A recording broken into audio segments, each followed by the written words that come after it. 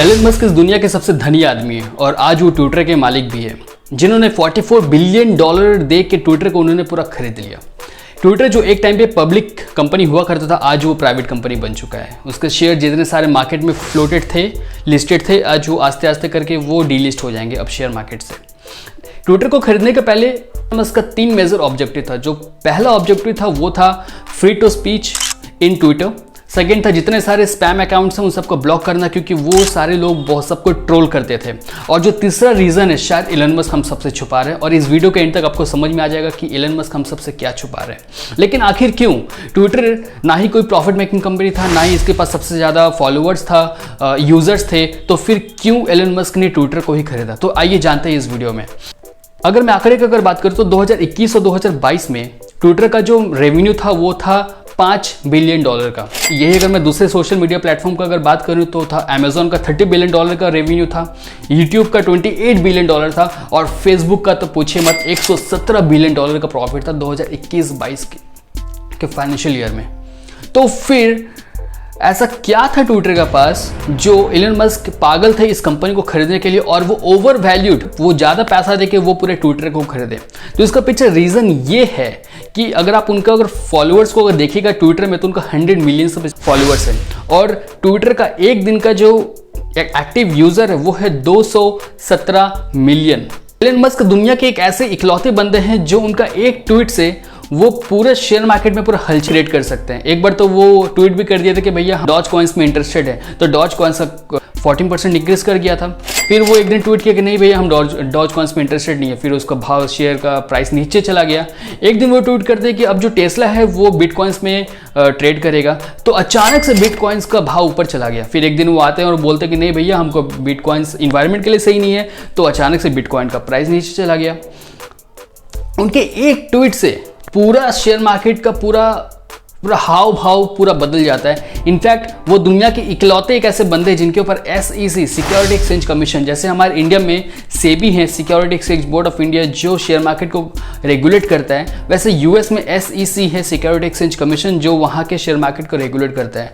वो SEC Elon Musk को block करके रखे हैं, बोले कि भैया अगर आप कुछ भी ट्वीट करिएगा तो सबसे पहले आप हमें बताइएगा, क्योंकि आपके एक ट्वीट से पूरा मार्केट का पूरा रंग रूप ही पूरा चेंज हो जाता है। तो ये जो पावर है, ये जो ऑथोरिटी है, ये एलन मस्क खोना नहीं चाहते थे। अभी कौन कमबख्त ये चाहेगा कि भैया आप एक ट्वीट करो और आपको $1000 बिलियन का आपको फायदा हो जाए? ऐसा कोई नहीं चाहेगा, राइट? लेकिन ट्विटर का ये ट्रेंड है कि अगर कोई किसी का पोस्ट अगर अच्छा नहीं लगता है तो उनका अकाउंट को वो सस्पेंड कर देते हैं। यहाँ तक कि डोनाल्ड ट्रंप जब US के जब प्रेसिडेंट थे तो उस टाइम पे उनका भी अकाउंट को सस्पेंड कर दिया। एलन मस्क को बहुत ही डर हो रहा था कि भैया कहीं मेरा अकाउंट सस्पेंड ना हो जाए और ये मेरा घाटा ना हो जाए। तो इसीलिए एलन मस्क ने ये लिया कि भैया अब इनको ये पूरा का पूरा कंपनियों को 100% लेना है। लेकिन कंपनी को खरीदने का जो ये डिसीजन था ये बहुत लोगों को पसंद नहीं है। ऐसे ही US गवर्नमेंट को ये पसंद नहीं था, क्योंकि वो लोग नहीं चाहते थे कि ये ट्विटर जो है पब्लिक कंपनी ये प्राइवेट बन जाए। इनफैक्ट जो सऊदी के जो प्रिंस है वहाँ वो ये भी ट्वीट कर दिए कि दैट कि I am rejecting this particular proposal, I am not going through this. ये जो एलन मस्क जो खरीदना चाहते हैं, मैं इस प्रपोजल को मैं डिनाई करता हूँ, क्योंकि उस टाइम पे उनके पास सबसे ज़्यादा स्टेक था ट्विटर में। तो आइए जानते हैं कि एलन मस्क ने ट्विटर को खरीदा आखिर कैसे।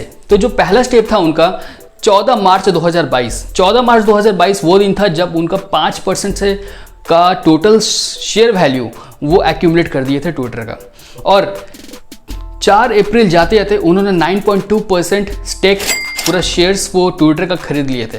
अभी SEC का, सिक्योरिटी एक्सचेंज कमीशन का एक नियम है, अगर कोई भी बंदा अगर किसी भी कंपनी का अगर 5% या फिर उसका ऊपर अगर स्टेक अपने पास रखता है तो उसको 10 दिन के अंदर SEC को नोटिस देना पड़ता है कि मैंने 10% के ऊपर, मैंने 5% के ऊपर मैंने शेयर्स इस कंपनी का मैंने रखा है।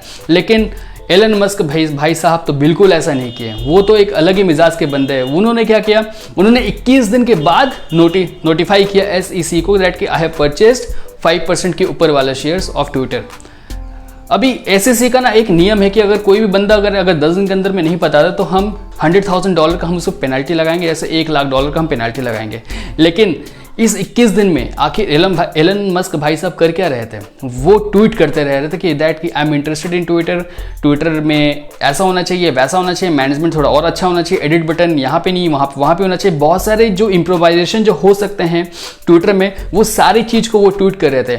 और सारे लोगों को लगा कि भैया एलन मस्क तो बहुत ही इंटरेस्टेड है ट्विटर में, तो ट्विटर का प्राइस अचानक से 45 रुपये से 55 रुपये चला गया।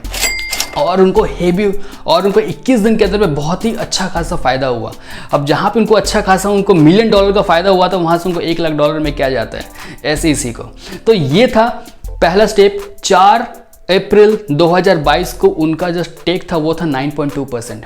और 5 अप्रैल 2022 को जो ट्विटर के जो CEO थे वो ये ट्वीट करते हैं कि एलन मस्क हमारे बोर्ड ऑफ डायरेक्टर में शामिल हो गए हैं। लेकिन 10 अप्रैल को एलन मस्क इस बात को रिट्वीट करते हैं कि नो, मैं बोर्ड ऑफ डायरेक्टर का ये पोजीशन जो है मैं इसे डिक्लाइन करता हूँ, मैं इसे रिजेक्ट करता हूँ, मैं इसमें नहीं आने वाला। अभी इसमें ना एक इशू था कि अगर बोर्ड ऑफ डायरेक्टर में अगर जाते हो, अगर आप बोर्ड ऑफ डायरेक्टर बनते हो ट्विटर का, तो आप 15% से ज़्यादा स्टेक अप नहीं रख सकते हैं। लेकिन भैया एलन मस्क को तो 15% नहीं, पूरा का पूरा कंपनी चाहिए था। उन्होंने बोला CEO को कि भैया आप ये डायरेक्टर का पोजीशन आप अपने पास से रखो, हम तो खरीदेंगे पूरा का 100% कंपनी। ओके, तो अभी क्या हो गया ना कि ट्विटर को ना थोड़ा घबराहट सा फील हुआ, डर फील हुआ कि ये बंदा पागल है, ये कुछ भी कर सकता है, ये हमारे कंपनी को खरीद सकता है। तो ट्विटर ने क्या किया, पॉइजन पिल इंप्लीमेंट किया। अब ये पॉइजन पिल क्या होता है तो मैं मोटे भाषा में आपको ये बताता हूँ। पॉइजन पिल वो चीज होता है जब कोई भी कंपनी किसी कंपनी को जबरदस्ती खरीदने का कोशिश करता है। और पॉइजन पिल वो टेक्निक है कि आप भी आपके शेयर से आप उसको बोनस में आप इशू कर देते हो, जितने भी ज्यादा शेयर होल्डर है, और वो शेयर होल्डर बोनस प्राइस में वो सारे शेयर को खरीद देता है। अब जो शेयर जब मार्केट में रहेगा ही नहीं तो फिर एलन मस्क क्या खरीदेगा। तो पॉइजन पिल कुछ ऐसा था। ट्विटर ये बोला कि भैया हम एलन मस्क को शेयर नहीं देंगे, लेकिन इसके अलावा जितने सारे हमारे शेयर होल्डर्स हैं उन सबको हम बोनस में कम दाम में हम शेयर्स को हम देते रहेंगे और उन सब का स्टेक बढ़ जाएगा और एलन मस्क हमारी कंपनी को खरीद नहीं पाएगा। लेकिन एलन मस्क तो कोई छोटे मोटे तो मछली थे नहीं, वो तो खुद ही एक बहुत बड़ा सागर है। वो बहुत ही जल्द इसका सॉल्यूशन भी लेके आ गए। 18 अप्रैल जाते जाते एलन मस्क ने कंपनी को टेक ओवर कर लिया और 27 अक्टूबर 2000 प्रोसेस कंप्लीट हो गया और 27 अक्टूबर 2022 को कंप्लीटली ट्विटर एलन मस्क का हो गया। अगर ये वीडियो अगर आपको अच्छा लगे तो अपने दोस्त, फ्रेंड एंड फैमिली के साथ शेयर जरूर कीजिएगा और कमेंट करके जरूर बताइएगा कि यह वीडियो आपको कैसा लगा। अगर मैं कुछ भी मिस कर गया हूं तो आप मुझे जरूर बताइएगा कमेंट करके, मैं अगर कुछ मिस कर गया हूं तो। अगर आपने चैनल को अगर सब्सक्राइब नहीं किया तो अभी जाइए और सब्सक्राइब कर लीजिए। थैंक यू सो मच, मिलते हैं मेरे अगले वीडियो में, तब तक के लिए टेक केयर।